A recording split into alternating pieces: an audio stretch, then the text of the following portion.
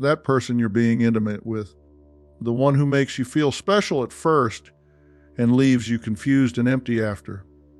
They aren't just a bad lover. They're a sexual narcissist, and your bedroom just became their personal validation theater. So let's cut right to it.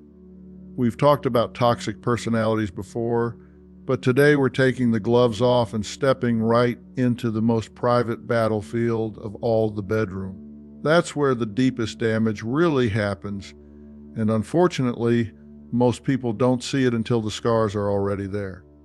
If you're in a relationship that leaves you questioning your own worth, scratching your head after truly intimate moments, you'd better lean in. This isn't just about bad sex. I'm telling you, what you're experiencing could be one of the most dangerous forms of abuse there is: sexual narcissism. Hey, if you haven't subscribed yet, stop right here and hit that button. This isn't just a show. It's a lifeline for folks who thought they were alone. What I've learned from 45 years in the field, sitting with people in pain, is that recognizing what's happening is the very first step to reclaiming your peace and, let's call it what it is, your sanity. Hit subscribe, join the conversation, and let's shine a little light in the darkest corner of toxic relationships, because there's no place more private, vulnerable, and sometimes dangerous than your own bed. Now, let's talk about the secret nobody wants to admit. Sexual narcissists are master manipulators of intimacy. They flip what should be the most open, loving, soul-bearing moments into a one-person ego performance that leaves you out in the cold. You think you're making love, but they're making theater. Let that sink in for a second. This isn't your garden variety narcissism. No, this is a special breed. See, the classic narcissist is already exhausting. They demand to be the center of attention. They crave admiration. They'll flatten anyone in their path for the sake of their own image. But the sexual narcissist takes that hunger for validation into the bedroom. This isn't just about wanting to be loved or even admired. It's about using intimacy itself as a stage, a trophy case, a scoreboard where only they can win. When you look close, you'll see every kiss, every touch, every sigh is all about feeding their sense of greatness, not about experiencing love together. Now, here's the hard reality: when someone weaponizes your sexuality, they're not just borrowing your body for their own satisfaction. They're cutting into something much deeper: your trust, your vulnerability, your willingness to be open. It's psychological warfare with a velvet glove, and it can leave a deeper scar than anything else they do. Suddenly, you're left questioning your own instincts, feeling hollow, even defective. And the worst part, you start to believe it's your fault. That's the true poison of sexual narcissism. It doesn't just hurt you, it convinces you that you deserved it.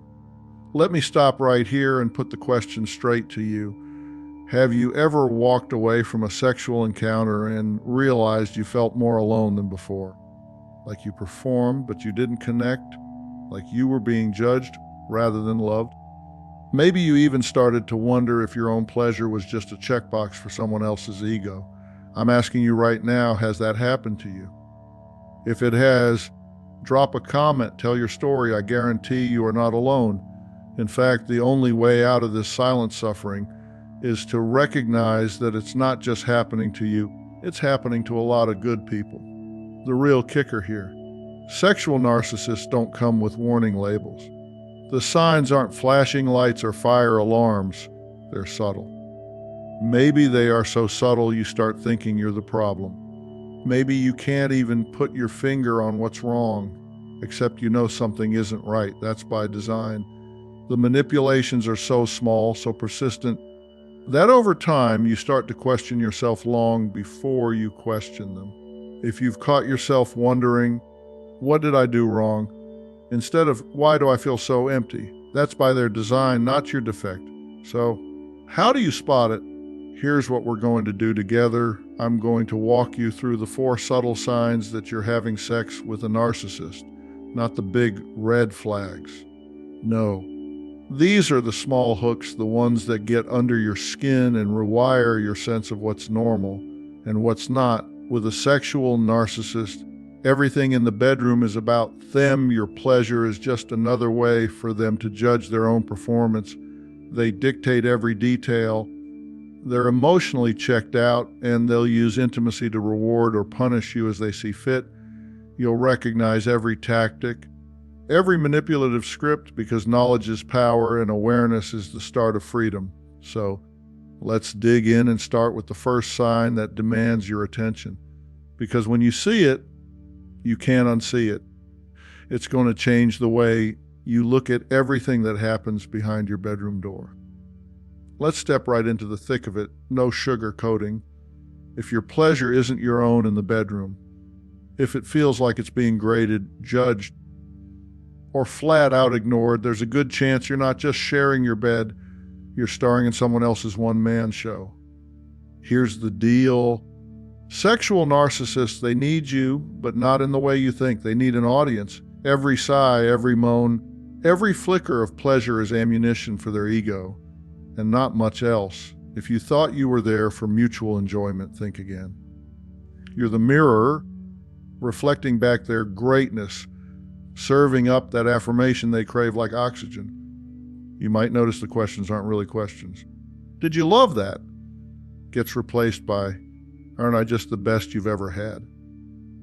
The moment isn't about the two of you connecting. It's about them tallying up gold stars, your orgasm. That isn't yours, it's a trophy, evidence of their superior skills, proof to themselves that they are unquestionably extraordinary.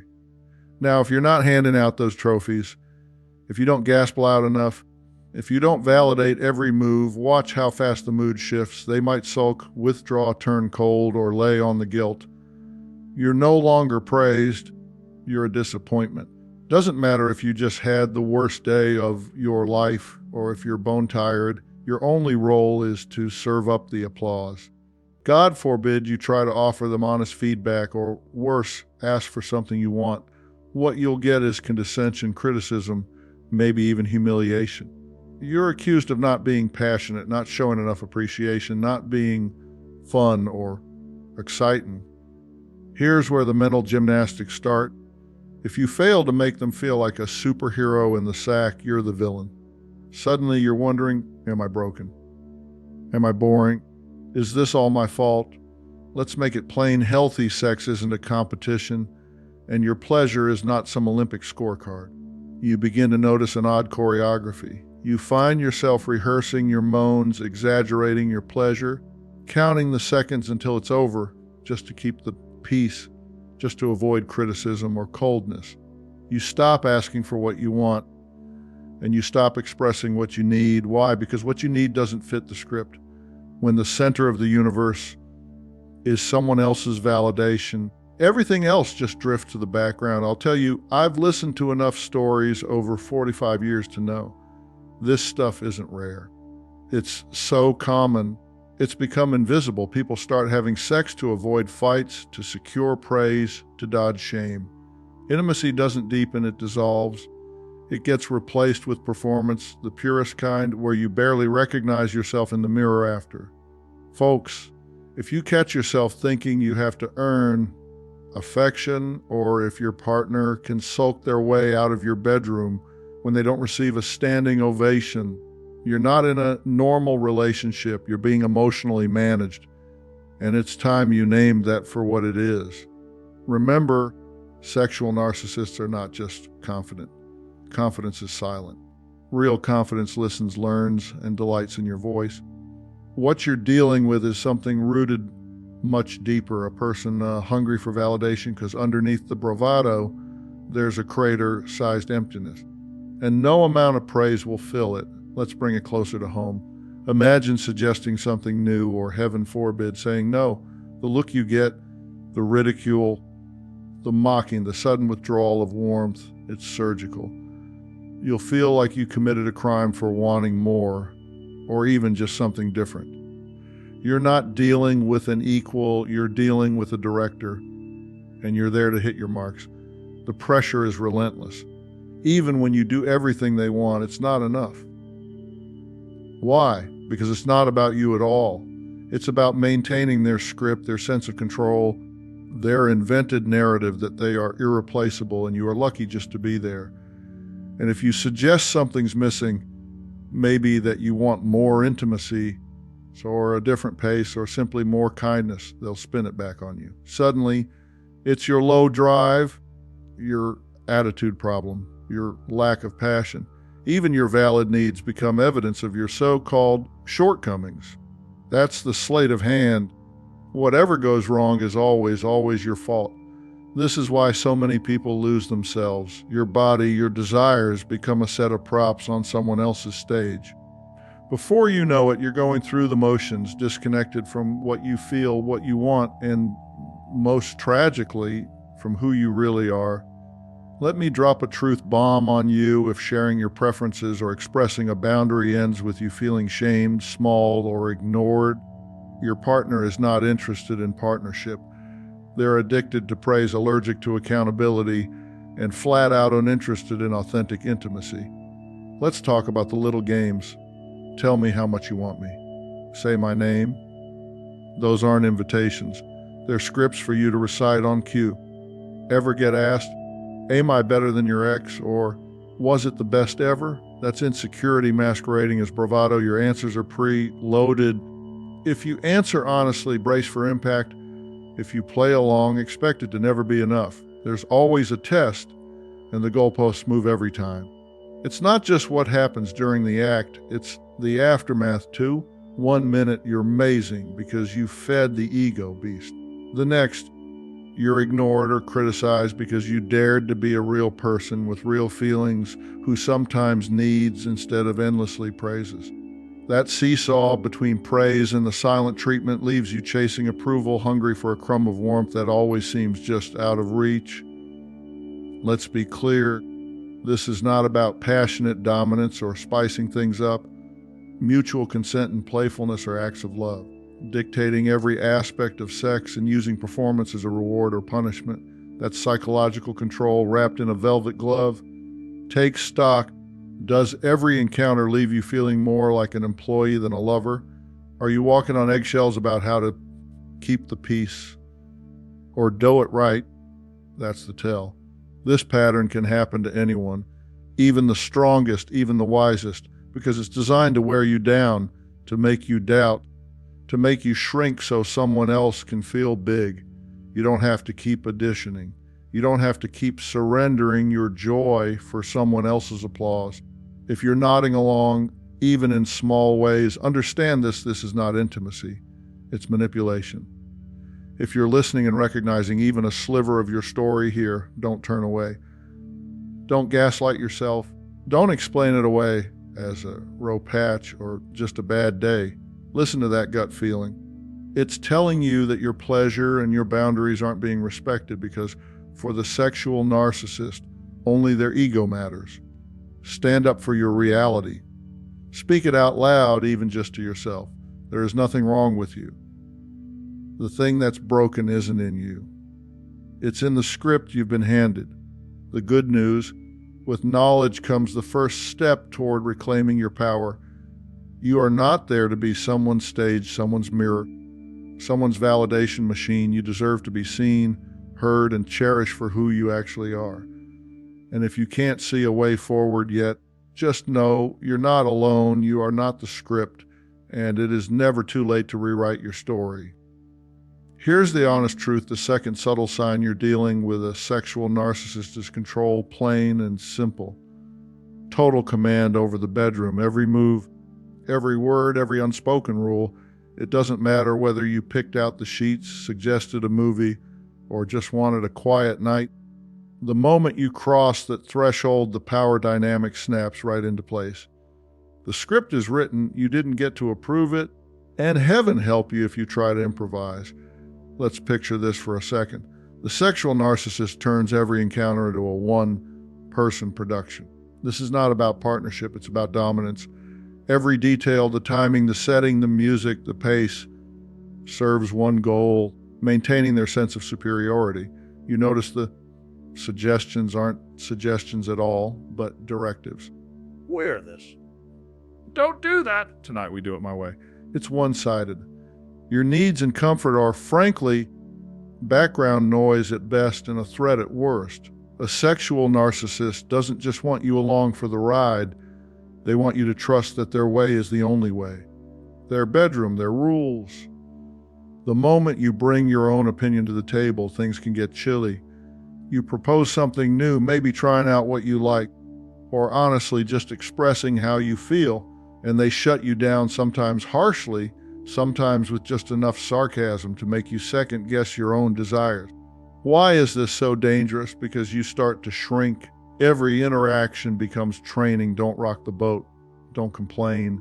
Don't break the fantasy. If you do, you'll see the mask fall.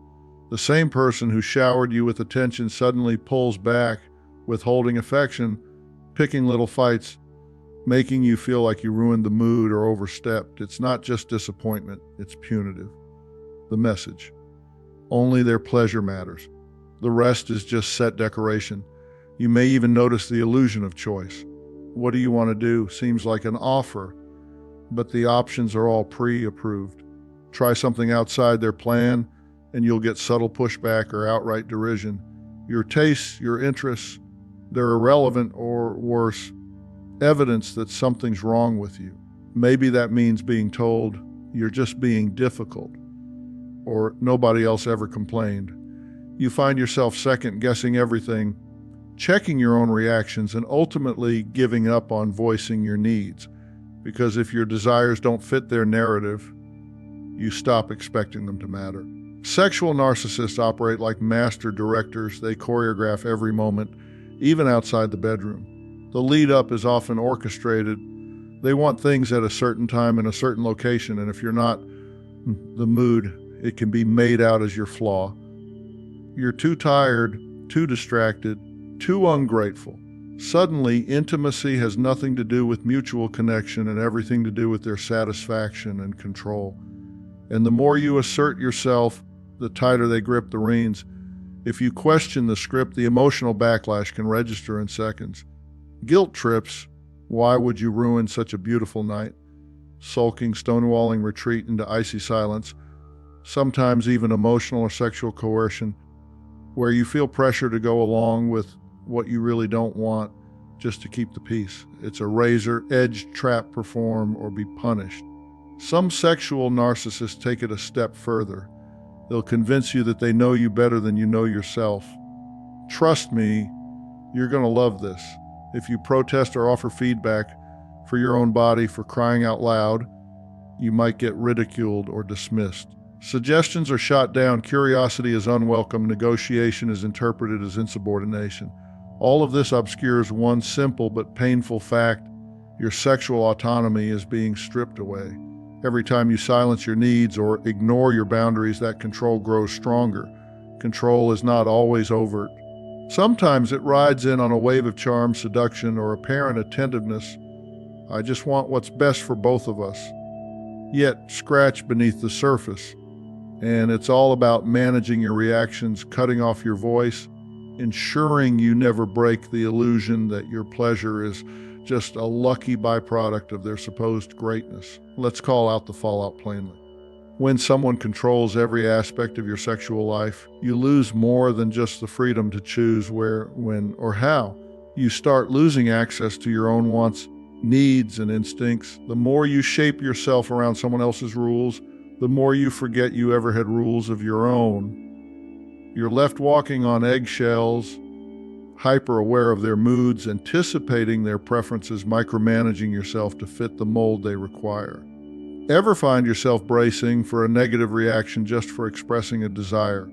Or maybe you keep a mental list of things not to suggest so you won't ruin things. That's not sexual openness, that's domination disguised as sophistication. Over time, you internalize that control so deeply you start to lose track of where your preferences end and their expectations begin. And if you try to take back a little power, suggest something new, set a boundary, or simply say no, the blowback can be immediate. You're accused of ruining the mood, being selfish, or needing too much. Sometimes there's flat-out rejection. I can't believe you'd ask for that. Other times, it's frosty withdrawal, cold silences that last hours or days in punishment. The takeaway: Don't question the king or queen of the castle. Let's be clear, this is not the same thing as healthy sexual dominance or play. Healthy dominance is about consent, negotiation, excitement for both people. There's give and take, safety, freedom to speak up and change your mind. But when you're living by someone else's script under threat of punishment or shaming, that's not play. That's control. That's someone protecting their ego and sense of power at your expense. Notice how the little signs start to pile up. You never get to start things your way. Every suggestion has to go through their filter, and the window for what's allowed keeps shrinking. Pretty soon, you're not even in the bedroom for your own sake. You're there to keep the peace, avoid conflict, or maintain a shaky sense of harmony that's actually just acquiescence. A sexual narcissist doesn't want a partner. They want an obedient participant. They'll praise compliance, ignore your initiatives, and sometimes sabotage your confidence so thoroughly you forget what you even used to want. When everything feels dictated, do you still feel like yourself or just another character in their drama? That shrinking, that loss of self, that's the deeper harm. When you live under someone else's sexual script long enough, your authentic desires go numb. The damage isn't just in the moment, but in the way you start to see yourself less deserving of pleasure, less worthy of consent, less entitled to comfort and joy. Here's what's vital to remember. If your sex life feels like an endless audition, where the only right answer is doing things their way, where your boundaries are negotiable and your silence is required, that's not love or passion. That's manipulation and control. Your voice matters, your choices count, and you are not here to fulfill someone else's fantasy at the expense of your own reality. You deserve a script with your name on it, a story where your wants, needs, and boundaries are honored, not edited out of the scene, because you are not background. You are not scenery or a prop. You're the co-author of your own experience. And that is a right no one, no matter how charming, seductive, or insistent, can take from you. Let's call this one what it is, the ultimate emotional disconnect. If you've ever found yourself lying next to someone and realizing you might as well be alone, you might already know this sign by heart. See, with a sexual narcissist, the act of intimacy has nothing to do with emotion, connection, or seeing you as a living, breathing human being. Nope. You're there to fill a role, to satisfy a need, to validate their perception of themselves. But your feelings, your heart, those are inconveniences at best and obstacles at worst. Let me get real with you for a second. A true partner wants to be present with you. Emotionally, physically, the whole package. But the sexual narcissist, you can see it in their eyes. They're somewhere else entirely, even when they're right there. You might as well be making love to a mannequin or a robot for how much emotional presence you're getting. If you open up, if you show your vulnerability, you're likely to get met with a cold stare or impatient sigh. Maybe you even start to wonder if you're being too sensitive, too needy, or just plain difficult. Here's what I've learned. You can't build intimacy with someone who doesn't even recognize that it exists. Sexual narcissists are masters at shutting the door on emotional connection. You want to talk about how you feel. You'll catch them glancing at the clock, changing the subject, or brushing you off entirely. It's not that they don't hear you. It's that your emotions have no currency in their world. Let's walk through how this actually plays out. First, they're just not present during intimacy. Maybe you can sense it. The way their attention drifts, the way every moment seems more about the mechanics and less about the meaning. You could be crying, shaking, or simply wanting to talk, and the answer would be the same. Why are you making this a big deal? Or they get irritated, sometimes even angry, that you've dared to introduce real human feelings into their personal performance. Now, when you try to connect before, during, or after sex, it's like trying to talk to a brick wall. There's no curiosity, no concern, just a blank space where comfort should be. Maybe you reach out for reassurance, and what do you get? Silent sarcasm or an accusation? You're too emotional, or why can't you just relax? Your need for connection is treated as a flaw, proof that something is wrong with you rather than a glaring gap in the relationship. Let me go a step further here. Sexual narcissists see any conversation about emotions as a threat. Vulnerability from you triggers defensiveness or withdrawal from them. If you're lucky, they'll try to ignore your tears. If not, they'll say things that twist the knife deeper. Stop being dramatic, you're ruining the mood, or why are you always so negative? You wind up feeling smaller, less than, and eventually you might just stop sharing your feelings at all. Think about the way they handle your pain or discomfort. If something hurts you emotionally or physically, the response isn't comfort, it's blame. Suddenly, it's your fault, you're too sensitive, you're overthinking, you're no fun. They might even punish you for it, using withdrawal, the silent treatment, or overt shaming to make sure you learn. Emotions are unwelcome here. Maybe you begin to wonder if this is normal. Maybe you excuse the behavior. Maybe they just aren't emotional. Maybe I'm asking too much. Let me give you the bottom line. A healthy partner will lean in when you need them. A sexual narcissist leans away, closes down, or turns your longing into ammunition against you. In their world, feelings are messy, inconvenient, and best kept out of sight. This emotional void can turn the most intimate experiences into the loneliest moments of your life. You leave the encounter feeling empty, even ashamed, like you were just an object, not a person. Over time, this hollowness gnaws at your self-worth. You might even come to believe you deserve this, that somehow you've failed at the most fundamental part of being loved. What I've seen again and again is this. Sexual narcissists don't just ignore your feelings, they exploit them. If you open up, they store that vulnerability for later, to be used as leverage or thrown back at you during a fight. They collect your insecurities the way some people collect souvenirs, using them as weapons to control the narrative. It becomes dangerous to let your guard down. The safest thing to do, you decide, is to armor up, to detect, to survive the encounter instead of experience it. Think about the aftermath. You might try to talk about your feelings, to figure out why you're hurting, and be met not with comfort but with mockery. Why can't you just enjoy yourself like everyone else? You're too clingy. We just had sex. Isn't that enough for you? It's a quick and brutal lesson in keeping your emotions to yourself. This dynamic doesn't just rob you of intimacy. It trains you to expect nothing from your partner except distance. And let's get honest, a lack of emotional connection during sex doesn't stop at the bedroom door. It seeps into every part of the relationship. You find yourself walking on eggshells, hyper aware of what you're allowed to feel and terrified of expressing anything real.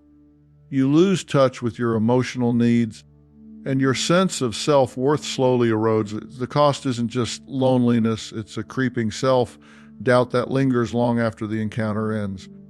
This isn't an accident, it's by design. Sexual narcissists simply do not have the capacity or the interest to nurture emotional connection. Their priorities are transactional, self-serving, and rooted in a fundamental lack of empathy. When challenged on this, they double down, dragging you deeper into the cycle, shaping your sensitivity into a weakness. Here's something most people miss. This is abuse, emotional, psychological, and sometimes even spiritual. When your need for closeness is twisted or weaponized, you learn to see yourself as undeserving of care. You accept crumbs in place of a meal, echoes instead of compassion. You might be reading this and recognizing signs in your own life. Maybe you've tried to have the talk about how you're feeling, only to get shot down, shut out, or spun in circles until you're apologizing for having emotions at all.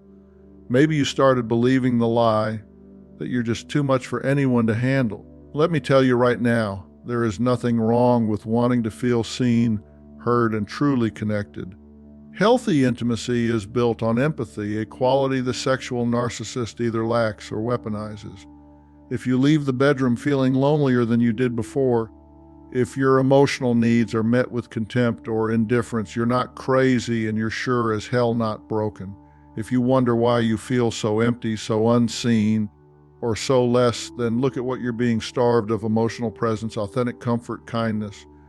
Every time you reach out, only to be left hanging or blamed. Another piece of yourself goes numb. Over time, you forget intimacy is supposed to heal, not harm, not hollow, not leave you questioning your right to feel. The long-term effect, you start to self-protect. Maybe you build higher walls, say less, give less, or detach completely. And yet the ache remains, a constant reminder that what should have been connection was replaced by coldness, neglect, and confusion. What does healing look like? First, it's realizing that you deserve more from intimacy than the absence of pain. It's giving yourself permission to want, to feel, to need. It's stepping outside the script the sexual narcissist wrote for you and reclaiming your right to be loved, not just used. You were never the robot in this relationship. You never belonged on someone else's stage. You can rebuild trust in your own emotional reality.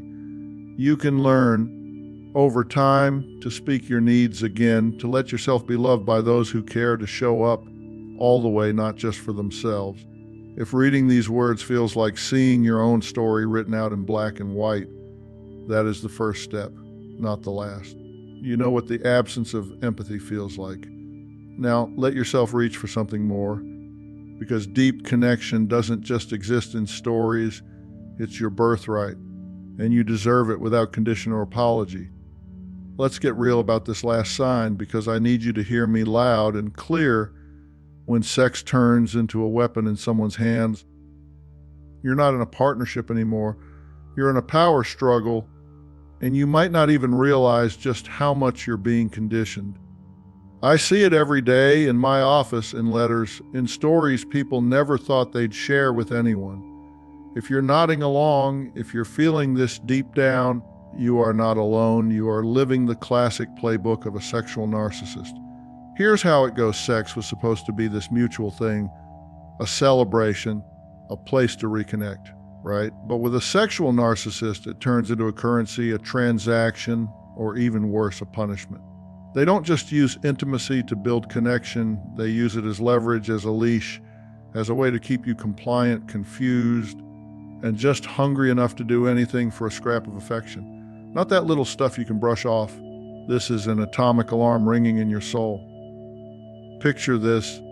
You speak up, ask for a need to be met, or heaven forbid, you assert a boundary, and suddenly the warmth drains from the room. The bed goes cold, literally and figuratively. Those little touches you used to take for granted vanish. Comments become curt, their presence feels icy, and you're left wondering what you did to break it all. And here's the truth.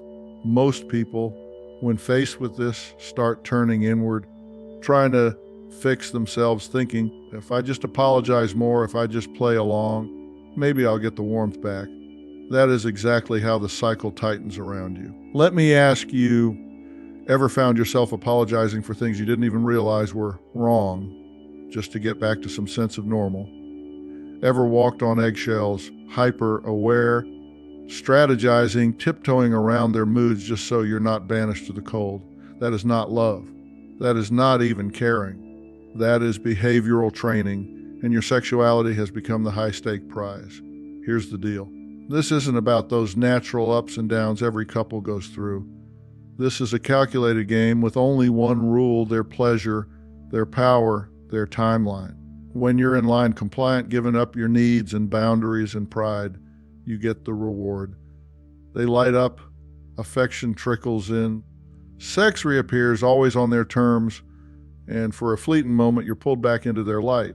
But cross them again, push for more, try to be authentic. Bang, back to zero, back to that drought. Let's keep it authentic with some real world scenes. Maybe you're good, and suddenly you're showered with attention, compliments, even maybe the best sex of your life.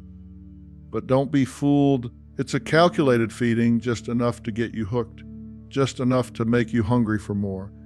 And the moment you slip, a comment, a complaint, a request, the reward is yanked away. Now you're chasing that high, wondering what's wrong with you, thinking, if I just try a little harder, maybe they'll love me again. Classic intermittent reinforcement. That's basic psychology right out of the lab, rat, lever, and pellet. Sometimes the manipulation is even more brazen. Maybe they promise you connection, seduce you with all the bells and whistles, only to pull back at the last second, leaving you embarrassed, hurt, desperate for more. Maybe they start playing the comparison game. Why can't you be more like my ex? Maybe I should find someone who appreciates me. That's poison disguised as insight. Or they turn your own desire into a flaw. You're too sexual. You want too much. Can't you just not think about this all the time? Suddenly, your human longing is twisted against you and shame becomes the new normal. Let's dig into the cycle for a minute. Ever noticed how you start shrinking your own voice down, sacrificing your comfort, always calculating, always chasing, just to keep from losing the only form of closeness that seems to matter? That's the real soul destroyer, the silent agreement that the only right way is their way, that you have to earn your spot next to them, and that any sign of resistance means you're cut off, exiled, or compared to someone better. The natural, loving act of sex is now a discipline tool, a way to keep you needy, vigilant, and questioning your worth. They know what makes you tick. They know exactly how to give you just enough, then yank it away. If you crave connection, they'll withhold it until you're gasping for air, then hand you a single breath if you play their game. If you reveal a vulnerability, don't think it's safe. They'll use it as leverage, either making you beg or shame you for opening up at all. And for some folks, after enough time inside this cycle, it's easy to start believing the lie that you really don't deserve warmth or closeness or even the basics of human compassion. I want you to hear me on this. This is not a relationship problem. This is not a communication gap. This is sexual abuse, invisible sometimes, sure, but absolutely real and absolutely damaging. There is nothing you could have done differently to deserve this, and nothing you can do better that will finally unlock their love. It's not about cocktails, not about lingering, not about reading the right book or finding the right trick. It's about them needing to dominate. I know this is hard to accept because the cycle is so cleverly dressed up as romance, intimacy, tough love, but the scars, they cut deep and they linger. You know it because you've started to bargain with yourself. You find yourself defending them to friends, prioritizing their needs above your own, sometimes even believing that when the warmth does show up, it's proof that real love is possible here, even when the pain is louder than the pleasure. So what do you do if you're hearing this and it feels like your life? For starters, give yourself some grace. You are not broken and you're not imagining things. The confusion and self-doubt didn't start with you. It was planted and watered by someone who benefits when you feel powerless. Let me ask you a couple questions right here, right now. Are you suppressing your boundaries because the cost of pushing back is too high? Are you strategizing all the time, not just about sex, but in every area, because you never know what small thing will hit the tripwire? Are you making excuses for their behavior, telling yourself it must be passion, or just how they are, even when it feels like you're losing pieces of who you are? That's what this cycle does. It rewrites your reality. Here's what you deserve: affection that doesn't have a catch. Physical closeness that doesn't demand a trade. Warmth that doesn't disappear as punishment when you're brave enough to be yourself. If you've been taught that your worth lies in someone else's good graces, break that contract. The power to say enough is yours, even if it's been buried under years of silence and shame. If the bed has become a battleground, it's time to lay down your arms. You are worth love that never wounds. You are worth the kind of connection that heals, not the kind that keeps you begging. Don't let anyone, no matter how charming, seductive, or persuasive, turn your deepest need for love into a tool for power. Listen for the alarm bells: withholding, rewarding, punishing. If those patterns are your normal, take a breath and know you can step out of the training and step back into your life, your actual life. That's where freedom begins, right there in the moment you remember that nobody holds the key to your body or your mind but you. Let's just put this out there. When you've been tangled up with a sexual narcissist, you don't just walk away with a couple of bad memories and a funny story to tell your friends. No, what stays with you is deeper. It's not just your heart that's bruised, it's your mind, your body, the way you see yourself, and the way you experience intimacy. The impact is real and it's lasting. People will say, just move on, or it's only sex, or that you're making too big a deal out of it. That kind of thinking is either naive or willfully blind. The reality is, when sex becomes a battle zone of control, performance, and manipulation, your whole system gets rewired. You're no longer just missing out on healthy intimacy. You're actively learning to associate it with anxiety, fear, and shame. That's trauma, plain and simple. Let's unpack that for a minute. Your brain is a learning machine. It's constantly looking for patterns, drawing connections. If touching someone equals comfort, you relax. But what if every touch is a test? What if every intimate moment feels like a trap? Your brain starts laying down new tracks. You learn to brace for impact, to hold your breath, to second-guess every signal your body sends. Suddenly, sex is not about pleasure, it's about survival. This is how sexual trauma happens in relationships, sometimes in ways you don't see coming. You might not have bruises or scars, but you've got a whole lot of invisible injuries. If this is ringing true, I want you to know it's not your fault, and you're not crazy for struggling to get over it. Now, let's break this down, because awareness is the first lever to pulling yourself out. You spend enough time trying to please someone who makes everything about them, and your brain gets the message loud and clear. My needs don't matter. My body isn't mine. My job is to perform, to please, to never let my guard down. That's a deep lesson, and it trains you for pain, not pleasure. Let me give you a concrete example. Over the years, I've sat across from folks who freeze up every time they try to have sex with a caring partner, and they can't figure out why. They trust this new person. They feel safe out in the world, but the minute things get intimate, their body tenses up. Their mind checks out. They start replaying old scripts, waiting for criticism, waiting for someone to withdraw or weaponize their needs. That's not a hang up. That's a wound, and it was planted on purpose. If you spend enough time having sex on someone else's terms, where your pleasure doesn't count and your no gets ignored or shamed, your body finds ways to cope. You dissociate. You get anxious. Sometimes you shut down entirely. The line between stress and arousal gets blurred. Your nervous system can't tell the difference anymore. Instead of anticipation, you feel dread.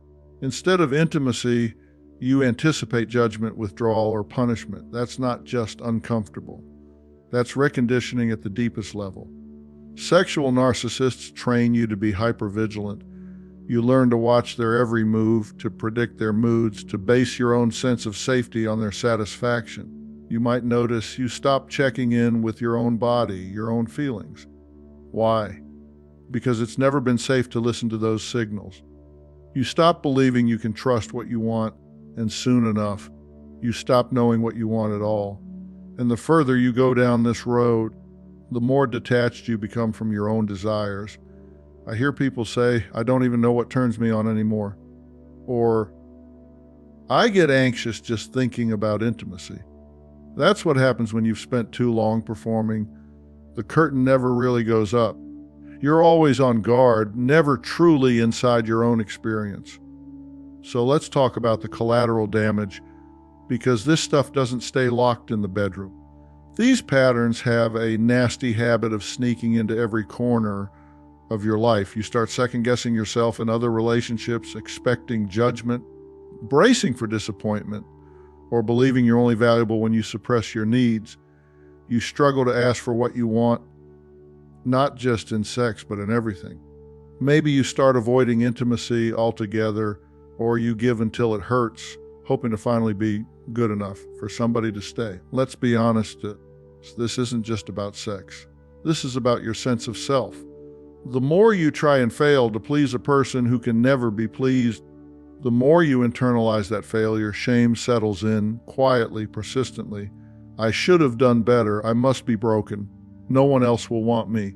It doesn't matter how much logic you throw at that voice, it's living in your bones because someone trained you to hear it.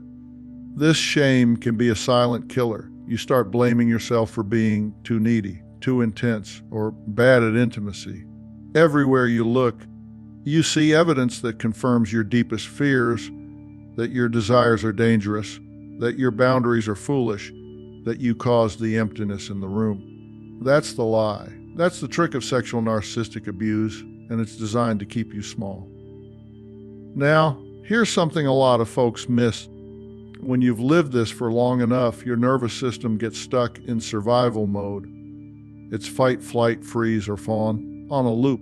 Even when you find yourself with a kind partner, your body and mind don't just flip a switch and move on.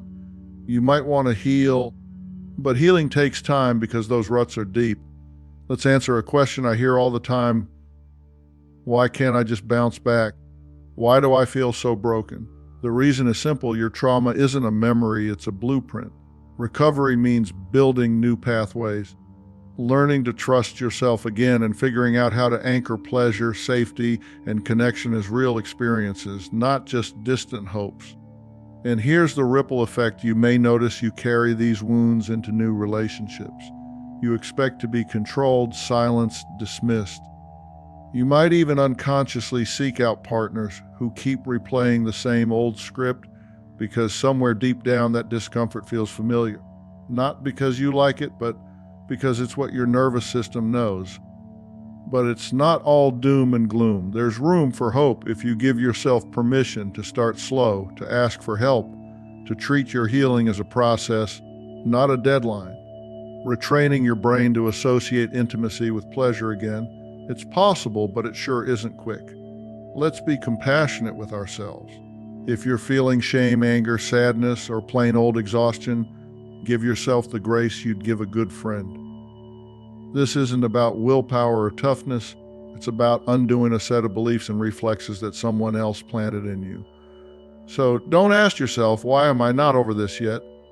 Instead, ask, what do I need right now to move one step closer to safety and self-connection? Getting your body, mind, and heart back on the same team, it's going to take time. You might need guidance from a therapist who actually gets sexual trauma. You might need patience as you relearn how to listen to yourself and trust what you hear. And hey, you might fall down a few times along the way. That's okay. The most important thing is don't minimize what you've been through and don't let anyone rush you to get over it. Healing isn't about going faster. It's about going deeper. If you're out there and you're picking up the pieces, every small step is worth celebrating. You didn't cause this damage, but you do have the right to heal. And you're not alone, not by a mile. Let's get honest right up front. Leaving a sexual narcissist is not just breaking up with a partner. You're stepping out of a mind game, reclaiming your body, your spirit, and your right to intimacy that actually feeds your soul. You're not just walking away from a person. You're severing the strings of manipulation that have quietly wrapped themselves around every corner of your self-worth. Here's the thing. When you're finally ready to go, don't expect a clean or easy break. These folks are experts at using the past, your vulnerability, and especially your shared sexual history like weapons. They know exactly which buttons to press, how to guilt you, tempt you, even frighten you back into their arms. That's why the first step is to expect resistance and prepare. You've got to have a plan, one that doesn't leave any room for second guessing or last time conversations. Make sure you're clear with yourself before you ever get near that conversation. This is not the time for open-ended dialogue or hoping they understand. It's about your safety, dignity, and future. So what are the real challenges here? Well, let's talk about the top obstacles people run right into. First, the seductive pull. You know the script, no one will ever know you like I do. Or just give us one more chance. Let me show you how good it can be. But what's really happening? They're reeling you back with the one thing you used to crave from them.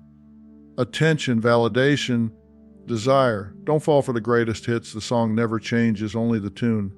You might also face the threat of weaponized history. If you leave, I'll tell people all about what we did. That's emotional blackmail, and you need to recognize it for the scare tactic it is. Your story is yours.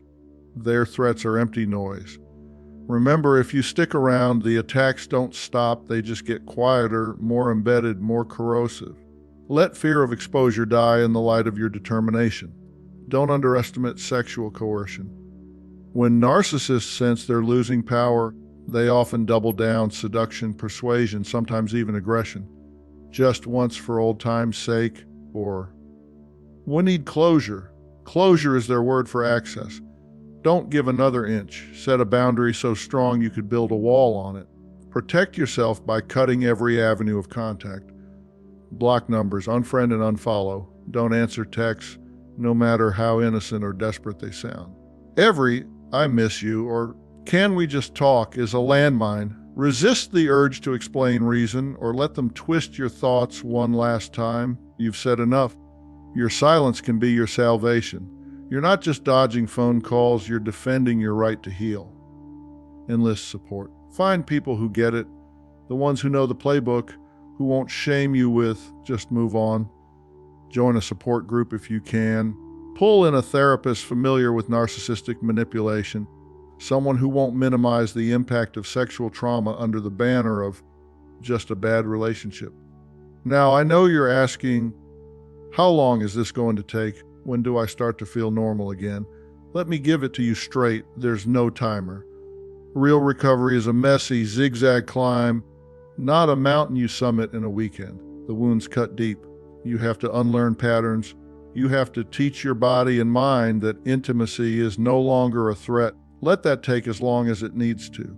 Reclaiming your sexuality is not about rushing into a new relationship or proving you can move on.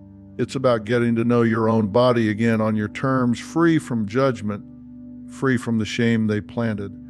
This is not performance. This is rediscovery. Your sexuality isn't about being enough for anyone else. It's about feeling whole in your own skin. Challenge the old scripts. Take inventory. What do you actually want? When you touch yourself, is it for pleasure?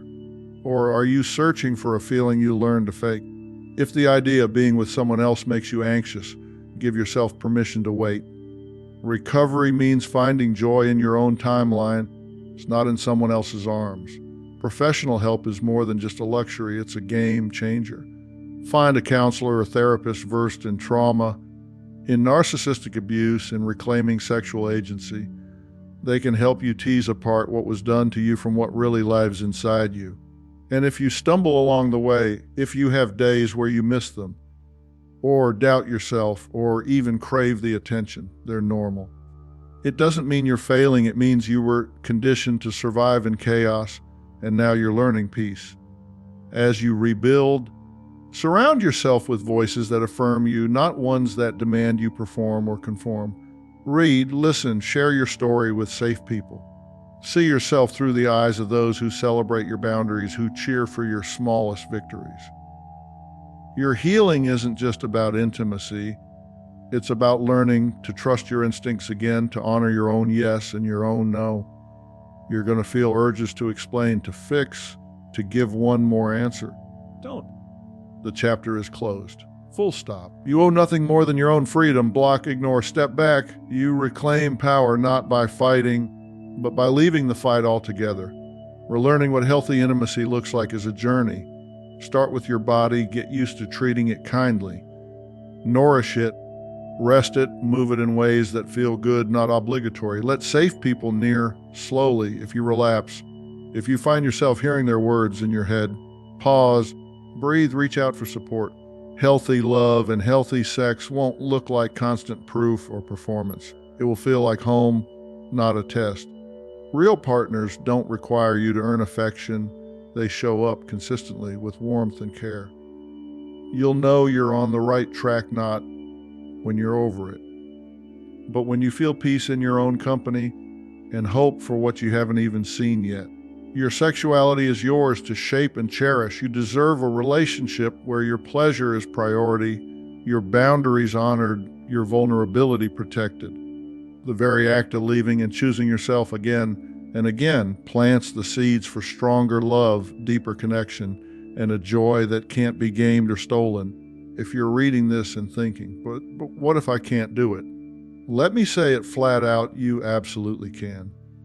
Not because you have to be strong every moment, but because you only need to take one honest step at a time, one boundary, one brave conversation, one silent refusal to explain. You're not broken, you're breaking free. And if that's the only truth you carry into tomorrow, it's more than enough.